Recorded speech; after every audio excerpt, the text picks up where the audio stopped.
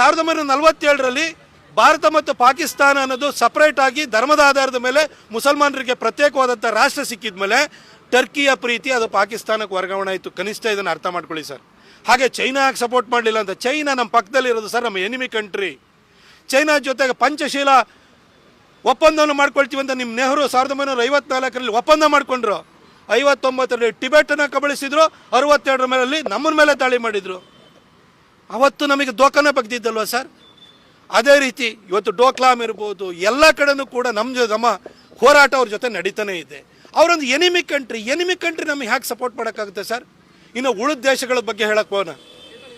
Saudi Arabia ಯಾವಾಗಲೂ ಕೂಡ ಪಾಕಿಸ್ತಾನಕ್ಕೆ ಸಪೋರ್ಟ್ ಮಾಡ್ತಾ ಇದೆ. ಯಾಕೆಂದರೆ ಸೌದಿ ಸುನ್ನಿ ಕಂಟ್ರಿ, ಪಾಕಿಸ್ತಾನನೂ ಸುನ್ನಿ ಕಂಟ್ರಿ. ಆದರೆ ಈ ಸರಿ ಸೌದಿ ಅರೇಬಿಯಾ ಪಾಕಿಸ್ತಾನ ಪರ ನಿಂತಿದೆಯಾ? ಯುರೋಪಿಯನ್ ಕಂಟ್ರೀಸ್ ಮಾಡ್ತಾ ಇದೆಯಾ? ಇದು ಮೋದಿಯವರ ರಾಜತಾಂತ್ರಿಕ ಜಾಣ್ಮೆಯನ್ನು ಅವರು ಈ 11 ವರ್ಷಗಳಿಂದ ಮಾಡ್ತಿರುವಂಥ ಸತತ ಪ್ರಯತ್ನದ ದ್ಯೋತಕವಾಗಿದೆ ಇದು.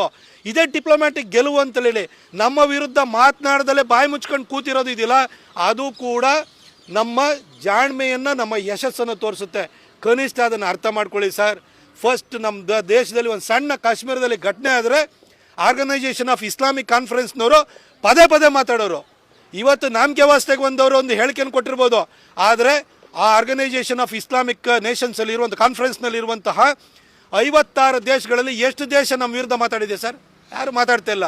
ಇದು ಮೋದಿ ತಾಕತ್ತನ್ನು ತೋರಿಸುತ್ತೆ. ಈ ಜಿಯೋ ಪಾಲಿಟಿಕ್ಸು, ಹಿಸ್ಟ್ರಿ ನಿಮಗೆ ಗೊತ್ತಿಲ್ಲ. ಇದು ಅಂಬೇಡ್ಕರ್ ಬರೆದಿರೋಂಥದ್ದೇ ನಿಮಗೆ ಗೊತ್ತಿಲ್ಲ. ದಯವಿಟ್ಟು ಇದನ್ನೆಲ್ಲ ಮಾತಾಡಕ್ಕೆ ಹೋಗ್ಬೇಡಿ ಸರ್. ಜ್ಞಾನಾರ್ಜನೆ ಹೇಗಾಗುತ್ತೆ? ಶಾಲೆ, ಕಾಲೇಜು, ಡಿಗ್ರಿ, ಮಾಸ್ಟರ್ ಡಿಗ್ರಿಯನ್ನು ಮಾಡಿದರೆ, ಓದುವಂಥ ಹವ್ಯಾಸ ಇದ್ದರೆ, ಹಿರಿಯರು ಹೇಳಿದ್ದನ್ನು ತಿಳ್ಕೊಳ್ಳುವಂಥ ವ್ಯವಧಾನ ಇದ್ದರೆ ಇದೆಲ್ಲ ಬರುತ್ತೆ.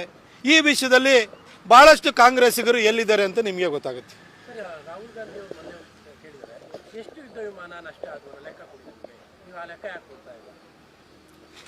ನನಗೆ ಈ ಜ್ಯೋತಿ ಮಲ್ಹೋತ್ರ ಈ ಯೂಟ್ಯೂಬರ್ ಇದ್ದಾಳಲ್ಲ, ಅವಳು ಪಾಕಿಸ್ತಾನದ ಏಜೆಂಟ್ ಆಗಿ ಕೆಲಸವನ್ನು ಮಾಡ್ತಿದ್ದಾಳೆ.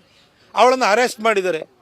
ಈ ರಾಹುಲ್ ಗಾಂಧಿಯ ಈ ಒಂದು ನಡತೆನ ನೋಡಿದರೆ, ಡೋಕ್ಲಾಮ್ ಸ್ಟ್ಯಾಂಡ್ ಆಫ್ ಆದಾಗ ಅದ್ರ ಬಗ್ಗೆ ವಿವರಣೆನ ಕೇಳಲಿಕ್ಕೆ ಚೈನೀಸ್ ಅಂಬಾಸಡರ್ನ ಡೆಲ್ಲಿನಲ್ಲಿ ಮೀಟ್ ಆಗಿದ್ರು. ಇವತ್ತು ನಮ್ಮದು ಆಪರೇಷನ್ ಸಿಂಧೂರ್ದು ಎಷ್ಟು ಸಕ್ಸಸ್ಫುಲ್ ಆಪರೇಷನ್ ಆಗಿದೆ.